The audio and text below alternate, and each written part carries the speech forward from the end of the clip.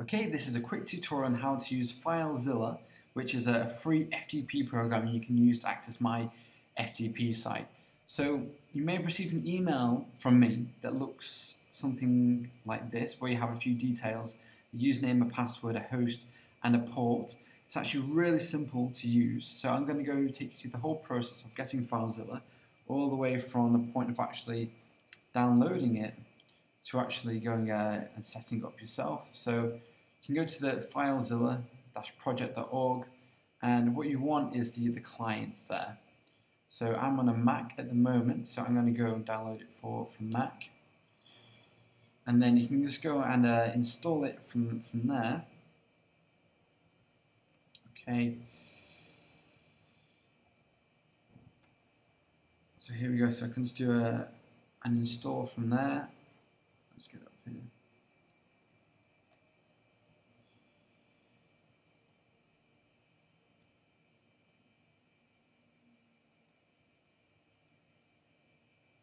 Okay, go to open. And if you're on Windows, you will probably go straight to this stage here. So go to continue. I'm going to go and click advanced because otherwise it will start trying to install all this Yahoo and maybe a few other programs as well. So we want just a program. We just want in fact, for this, what is it? This is actually just for Yahoo, isn't it? So we'll just click skip. We'll skip that Mac Keeper as well. Okay, and then if you're on your own machine, you'll be able to install it from there. That's,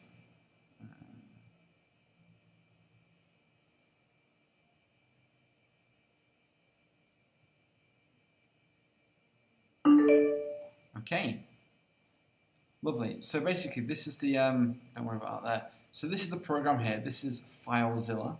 Okay. Now, let's go and get those details up. Where are we now? Not that one. Microsoft Word, there we are. So you can literally go and copy and paste these in. So this demo login at samhighfield.co.uk, Command and C to copy there. So that was the username, so paste that in there, Command and V, Control and V if you're on a PC, or Windows I should say. So a host, let's see what we've got there.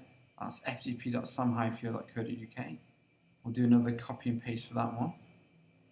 Okay, you can even copy and paste the password as well. So says I like FTP7 with a few numbers substituted for letters there. So Command and C, Command and V again. Port, now I know I've put 21 here, that's actually the default, so you don't actually have to write in anything there, but we will do anyway. Quick connect. Okay, and that's it.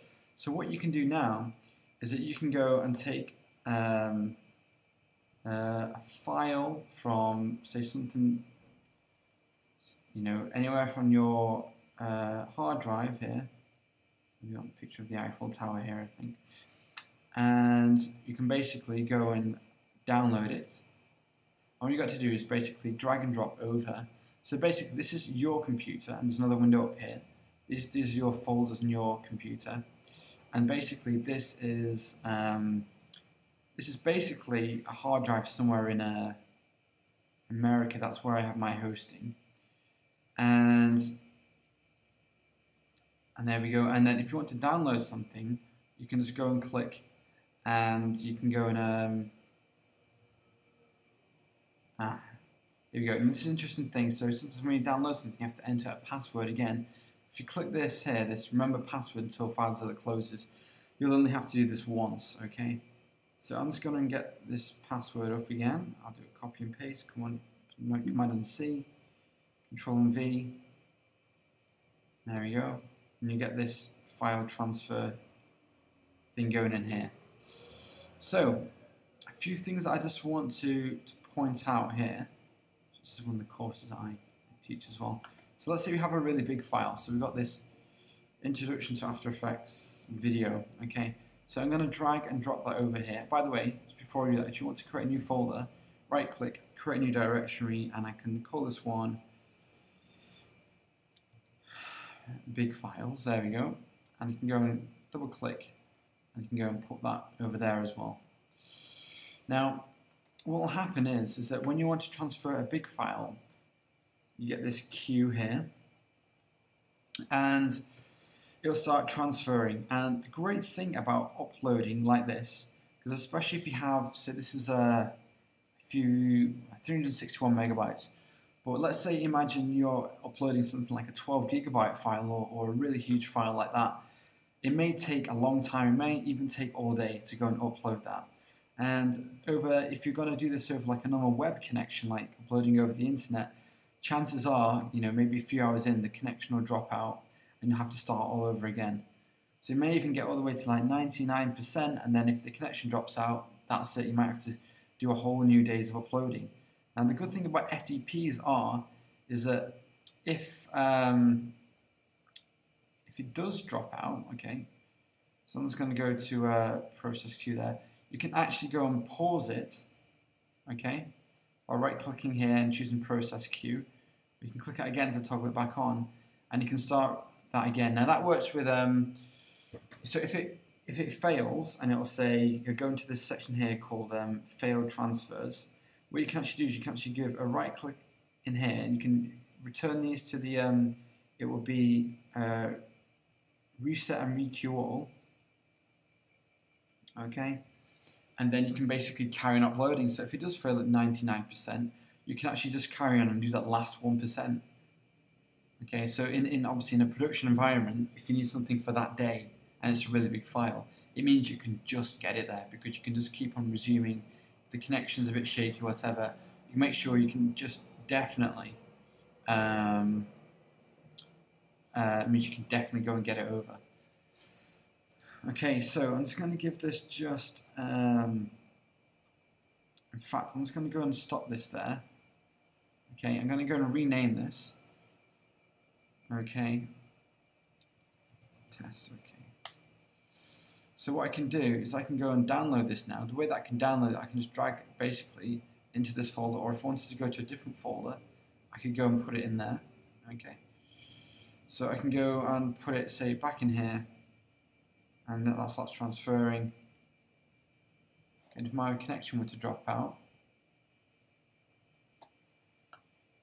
okay, so I've just faked a connection dropping out there.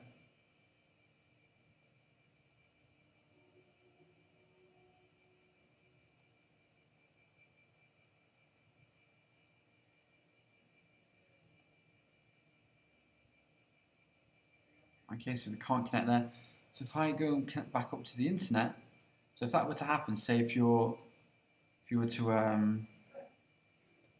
have an issue there, so I'm just going to go, so it's going to try again, and there we go, look at that, it continues from where it left off. Okay, so notice how it started from about 25% again. Okay, I'll just start this one here. So you can see, and even the upload started off from where it was supposed to be there. You can see that it carries on from wherever it left off, and that's a really big plus, because the connection can fail and you can just go and resume and all those kind of things. It's it's quite fantastic. Right, now this thing might come up as well. If it already exists, you can actually go on resume here, and that's what you want to do. So you won't start over again by using overwrite, whatever. You click on resume. Okay, processes, there we go, we'll carry on from wherever you left off. So there we go, that's why FTP is a really robust system, especially if you have very large files. And also what I do is I give you full permissions.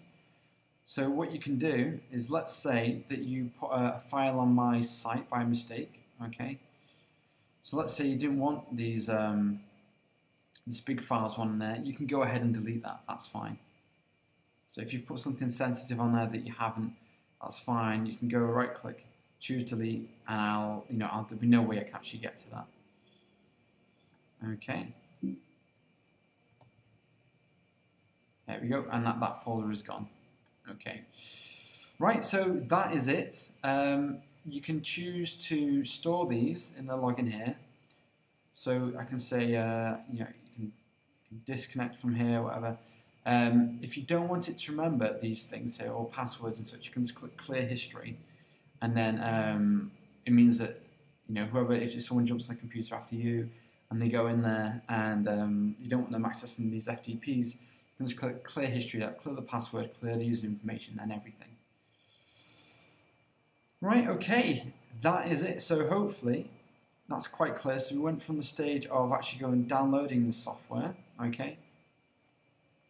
How to use information I sent you on the email. So all these informations here, all those pieces of information, and how to go in there, how to basically upload and download, okay, from the site there. How we can create new folders, delete things, even rename things, and also how we can also resume and what happens when the connection drops out, and you know, those kind of things.